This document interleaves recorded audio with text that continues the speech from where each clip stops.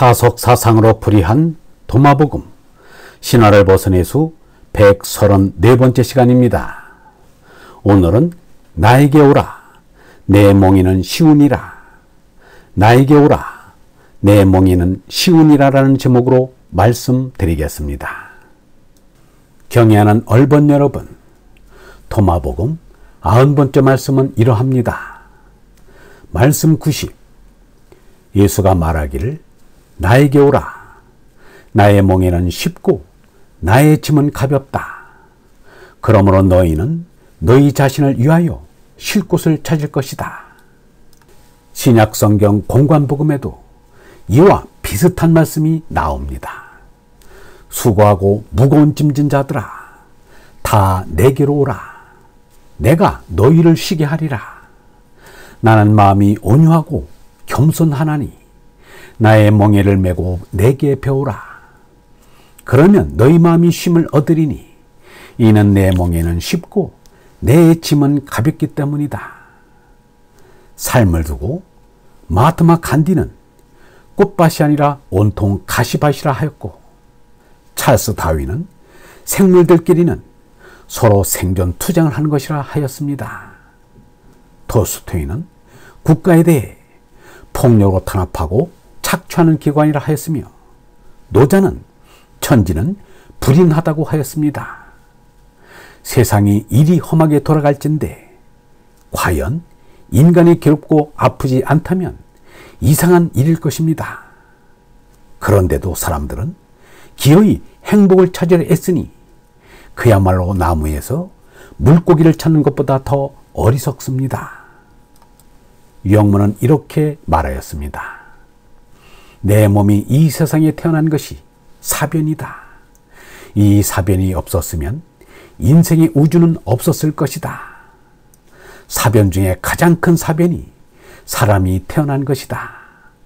부모의 품 안에서 편안하게 자라 따뜻한 이부자리에서 평생 지내고 모두가 환영을 하고 모두가 즐거운 것이 인생으로만 알면 틀린 것이다.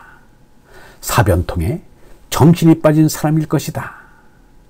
세상에서 말하는 행복을 찾는 사람은 탄생이란 사변통에 정신이 빠진 사람이라고 말하고 있습니다. 이 세상이 지긋지긋하여 살기 싫어지고 세상을 미워할 때 하느님께서 걸어오신다고 하였습니다. 세상을 사랑한 사람은 하느님을 모른다. 세상을 미워하는 사람에게만 하느님이 걸어온다. 하느님은 우리들에게 하느님을 알고 싶은 생각을 일으켜준다.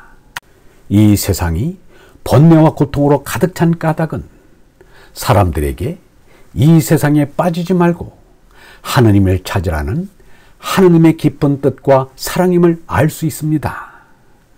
그런데 말씀 90을 보면 나에게로 오라 나의 멍에는 쉽고 나의 짐은 가볍다고 했습니다. 예수의 멍에가 쉽고 짐은 가볍다니 과연 그럴까? 예수의 십자가 죽음조차 생각하기에 따라 쉬운 멍에요 가벼운 짐이 될 수 있는 것입니다. 그 비결이 여기에 있습니다. 사람에게 있어 제일 귀중한 것이 생명인데 그 생명은 내 것이 아니다. 내 생명의 임자는 하느님이시다.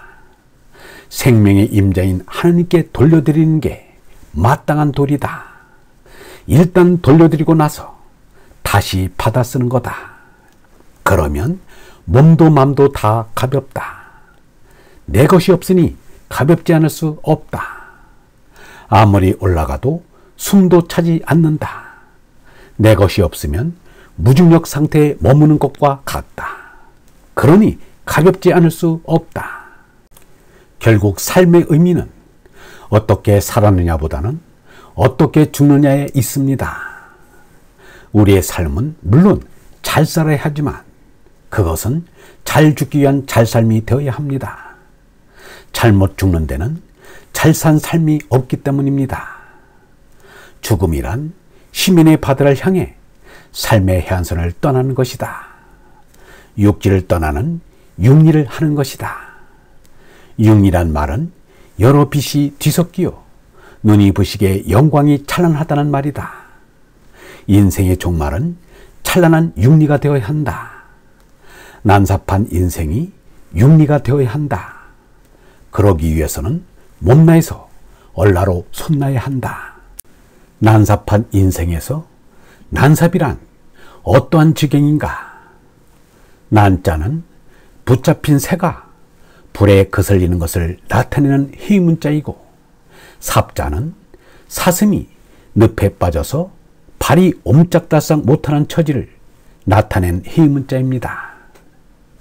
우리의 처지가 새가 불에 거슬리고 사슴이 늪에 빠진 꼴이 되지 않았는가? 그렇다면 제나를 포기하고 얼라로 솟나야 합니다. 제나가 죽어야 얼라가 산다. 제나가 완전히 없어져야 얼라이다. 얼라와 하느님이 하나이다. 얼라와 하느님이 이어져 있다. 그리하여 유한과 무한이 이어져야 한다. 그것이 진선미의 영원한 생명이다.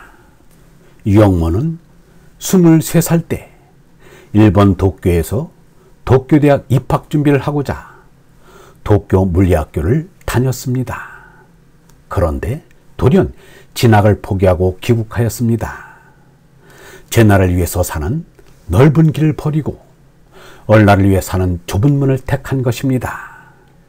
유영모는 81살에 그 결과에 대해 이렇게 말하였습니다. 내 앞에 문이 있으면 좁은 문이라 크지 않고 좁을 테지요. 그것도 믿음으로 좁다는 생각을 안 일으키면 돼요. 하느님의 아들은 기도하는 것입니다. 그 길이 생명길입니다. 기도하는 생명길로 자꾸 타박타박하면 가장 순하게 거듭나집니다. 그 좁은 문으로 쏙 나가줘요. 순산이에요. 얼번 여러분, 제나가 가고자 하는 넓은 문을 포기하고 얼라의 길인 좁은 문으로 기꺼이 들어갑시다. 영성신학원 다석아카데미의 하늘소리였습니다.